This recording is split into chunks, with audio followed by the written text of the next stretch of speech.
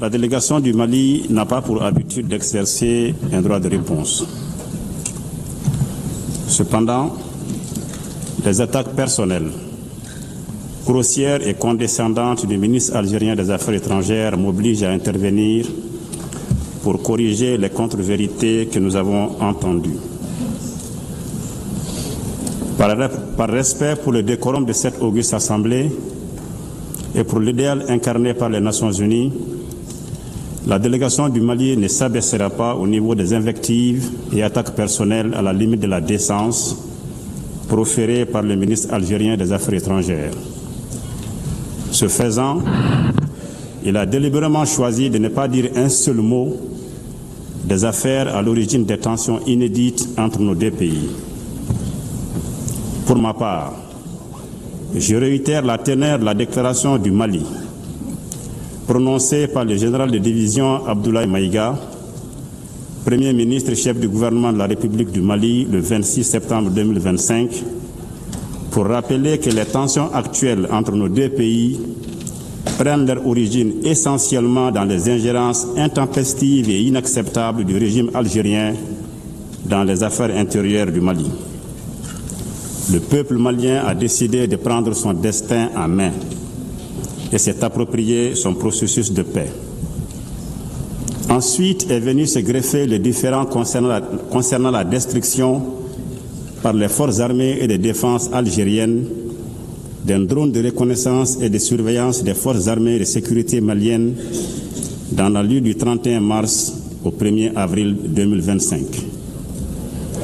Quelques heures après cet incident, le gouvernement du Mali a pris connaissance, par voie de presse, d'un communiqué du ministère algérien des Affaires étrangères revendiquant la destruction d'un drone qui aurait violé l'espace aérien de l'Algérie sur 2 kilomètres. Afin d'approfondir les enquêtes, les autorités maliennes ont demandé aux autorités algériennes de leur fournir les éléments probants de leurs allégations. Plus de 72 heures après, aucune suite satisfaisante n'a été fournie par la partie algérienne.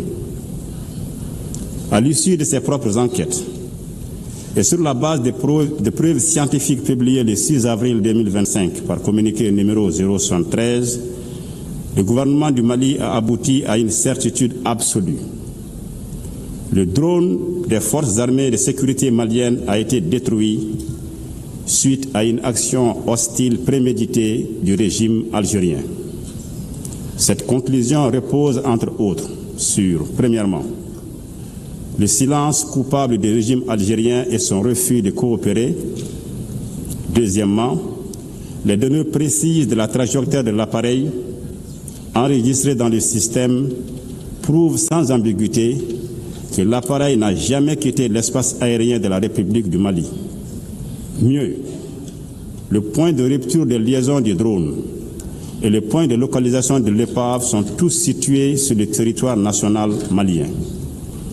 Vous comprenez par vous-même que ces allégations d'une prétendue violation de l'espace aérien algérien sur 2 kilomètres est une absurdité.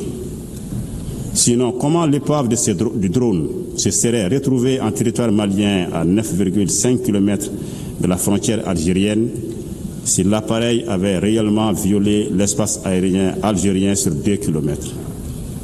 Les lois élémentaires de la physique rendent tout simplement impossible la dérive d'un drone abattu sur 22 km dans les airs. Il s'agit purement et simplement d'un acte d'agression inédit dans l'histoire des relations entre le Mali et l'Algérie. Cette action hostile, inamicale et condescendante est une preuve supplémentaire, si besoin en était, que le régime algérien parraine le terrorisme international au Mali et au Sahel. En effet, la destruction du drone malien avait clairement pour finalité d'entraver la neutralisation de groupes armés ayant revendiqué des actes terroristes. Face à cette agression caractérisée et au refus de coopération du régime algérien, le gouvernement de la République du Mali a décidé d'introduire une requête introductive d'instance au sujet de ces différends devant la Cour internationale de justice. Il est regrettable, là aussi, même si nous ne sommes pas surpris de constater que le régime algérien a notifié son refus d'accepter la compétence de la CIJ. Comme moyen de défense, le régime algérien prétend respecter cette juridiction internationale. Il est facile de comprendre que cette affaire des drôles maliens abattus suscite un véritable embarras au sein de la junte algérienne. En effet, si le régime algérien avait du respect pour la justice internationale, comme elle le prétend, elle aurait dû accepter de déférer à la Cour internationale de justice pour y présenter les éléments de preuve prétendument à sa disposition. Ce refus atteste non seulement de la négation de la justice internationale par le régime algérien, mais également son mépris de la légalité internationale. C'est également un aveu de son indubitable culpabilité à la face du monde. Le manque de transparence du régime algérien vis-à-vis de la CIJ crédite davantage l'argument du gouvernement malien sur la destruction du drone et constitue une preuve supplémentaire du soutien de l'Algérie au groupe terroriste. Le gouvernement du Mali déplore le fait qu'au lieu de répondre aux faits établis et suffisamment documentés, le régime algérien privilégie une stratégie de fuite en avant et des invectives diffamatoires pour tenter de dissimuler son soutien aux groupes extrémistes, y compris les chefs terroristes ciblés par les drôles maliens abattus. Le gouvernement du Mali dénonce cette agression flagrante du régime algérien contre la République du Mali, en totale contradiction avec le soutien total du Mali au Front de Libération Nationale FLN et avec sa participation effective à la guerre d'indépendance du peuple frère, ami et voisin algérien. Par conséquent, le gouvernement du Mali réitère son appel au régime algérien à cesser ses ingérences intempestives et inacceptables dans les affaires intérieures du Mali et son soutien aux formations terroristes qui déstabilisent le Sahel. Le régime algérien gagnerait à concentrer ses efforts et son énergie sur ses propres contradictions et défis de gouvernance ô combien importants et desquels il veut détourner l'attention.